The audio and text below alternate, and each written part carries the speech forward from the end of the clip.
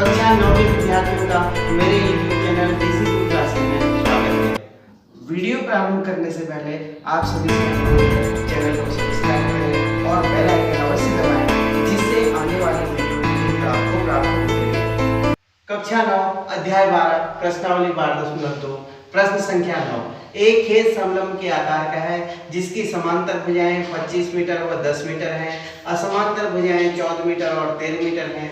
इस खेत का क्षेत्रफल ज्ञात कीजिए। हमें एक समलंब के आकार का खेत दिया हुआ है जो हमने बना लिया। समलंब मीन्स जिसकी भुजाओं का एक युग्म समांतर होता है। वो समांतर भुजाएं दे रखी हैं 10 मीटर और 25 मीटर, ठीक है। असमांतर भुजाएं दे रखी हैं 14 मीटर और 13 मीटर। इस खेत का हमें क्षेत्रफल ज्ञात करना है। ये चतुर्भुज है, चार भुजाओं की आकृति है, समलंब के आकार का है। इसका हमें क्षेत्रफल ज्ञात करना है। इसका क्षेत्रफल ज्ञात करने के लिए हम क्या करेंगे, हम AD के समांतर एक रेखा खींच लेते हैं। किसके? AD के समांतर एक रेखा खींच लेते हैं। इसको कह लेते हैं CP रेखा खींच ली, ठीक है। तो ये APCD ये हो गया समांतर चतुर्भुज। समांतर चतुर्भुज की समूह भुजाएं बराबर होती हैं। ये 10 मीटर है तो इसके समूह भुजाएं ये भी 10 मीटर हो जाएगी, और ये 13 मीटर है तो ये भी 13 मीटर हो जाएगी। यहां से यहां तक की लंबाई 25 है तो 25 में से 10 कम हो गया, ये होगी 15 मीटर, ठीक है। तो अब देखिए हमारे पास एक त्रिभुज बन गया जिसकी भुजाएं 14, 13 और 15 है। हम इस त्रिभुज का क्षेत्रफल निकाल लेंगे, इस समांतर चतुर्भुज का क्षेत्रफल निकाल लेंगे, दोनों को प्लस कर देंगे और ये हमारे पूरे खेत का क्षेत्रफल आ जाएगा, ठीक है। इसका क्षेत्रफल तो हम आसानी से निकाल सकते हैं। यहाँ पर ध्यान देना, ये हीरोन सूत्र से ABC हो गया, इसका क्षेत्रफल निकाल सकते हैं। ये समांतर चतुर्भुज का क्षेत्रफल निकालने के लिए हमें क्या चाहिए, आधार गुणा ऊंचाई चाहिए। तो अगर आधार हम ये आधार हो गया 10, लेकिन इसकी ऊंचाई क्या होगी, इसकी ऊंचाई हम ये डाल लेते हैं, ये ऊंचाई है PQ, ठीक है। ये ऊंचाई है PQ। अब हम इसको किस प्रकार से हल करते हैं, देखिए इसके हम इस त्रिभुज का जो त्रिभुज CPB है इसका क्षेत्रफल हम दो प्रकार से निकालेंगे। कैसे? पहले तो हीरोन सूत्र से निकालेंगे, फिर इसका क्षेत्रफल निकालेंगे आधार गुणा ऊंचाई से। जो इसकी ऊंचाई होगी वही इस समांतर चतुर्भुज की भी ऊंचाई होगी, ठीक है। समलंब ABCD में हमें दिया है AB बराबर 25 मीटर और DC बराबर 10 मीटर, AD बराबर 13 मीटर और BC बराबर 14 मीटर, ठीक है। हमने क्या किया, हम करेंगे यहाँ CP समांतर AD खींचा, CP समांतर AD खींचा। इस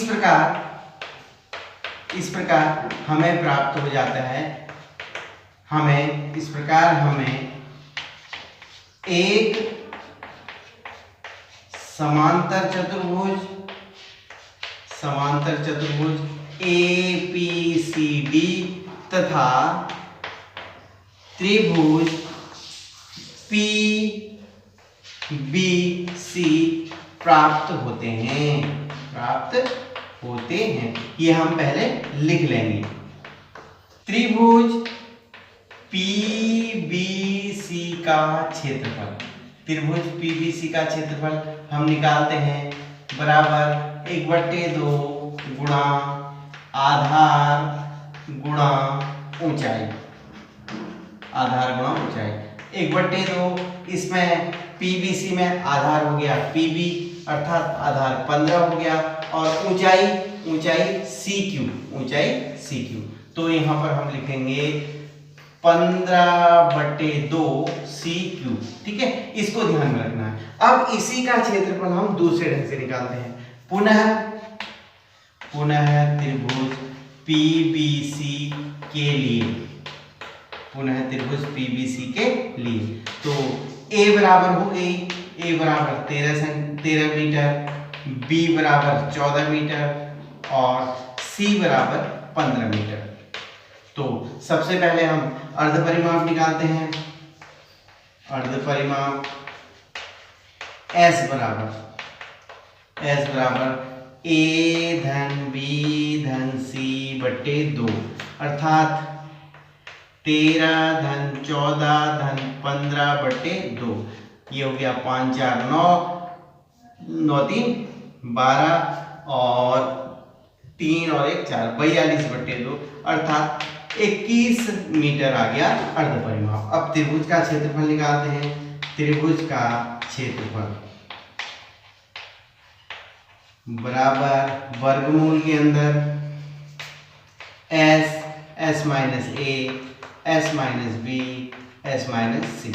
तो ये प्राप्त हो जाएगा वर्गमूल के अंदर s 21 में से 13 घटाएंगे, 21 में से 14 घटाएंगे और 21 में से 15 घटाएंगे।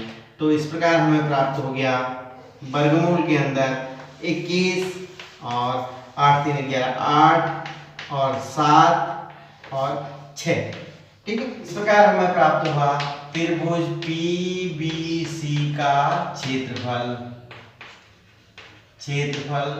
बराबर वर्गमूल के अंदर 21 गुणा 8 गुणा 7 गुणा 6।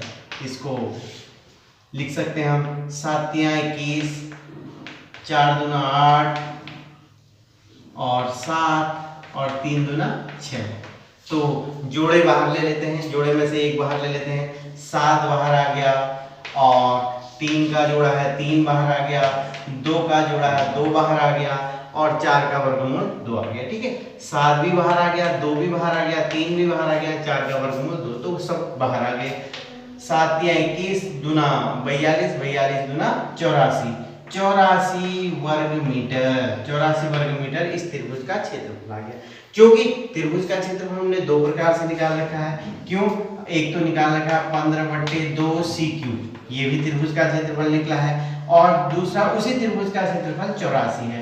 तो इसका मतलब हम यहाँ से CQ प्राप्त कर सकते हैं, जो ऊंचाई प्राप्त कर सकते हैं 84। देखिए CQ निकालने के लिए क्या करेंगे, 84 को 2 से गुणा करेंगे बटे 15, तो ये प्राप्त हो गया 2 चौक 8 2 अट्ठे 16, 168/15 अर्थात क्या प्राप्त हुआ 15 कम 15 फिर 15 कम 15 15 दूनी 30, 11.2 मीटर ये ऊंचाई निकल गई 11.2 मीटर। तो अब निकालते हैं समांतर चतुर्भुज APCD का क्षेत्रफल। APCD का क्षेत्रफल बराबर हो जाएगा आधार गुणा ऊंचाई। आधार है ये पूरा आधार हो गया ये 10 और ऊंचाई हो गई 11.2 अर्थात 112 वर्ग मीटर। तो कुल क्षेत्रफल अर्थात समलंब का क्षेत्रफल बराबर समांतर चतुर्भुज का क्षेत्रफल धन त्रिभुज का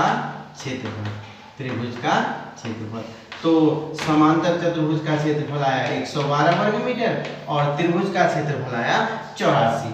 तो इसको जोड़ दीजिए 4 2 6 और 18 और 1 19 अर्थात 196 वर्ग मीटर उस समलंब का क्षेत्रफल होगा 196 वर्ग मीटर। वीडियो को ध्यान से देखने का आभार। अपने सुझाव कमेंट बॉक्स में अवश्य दीजिएगा।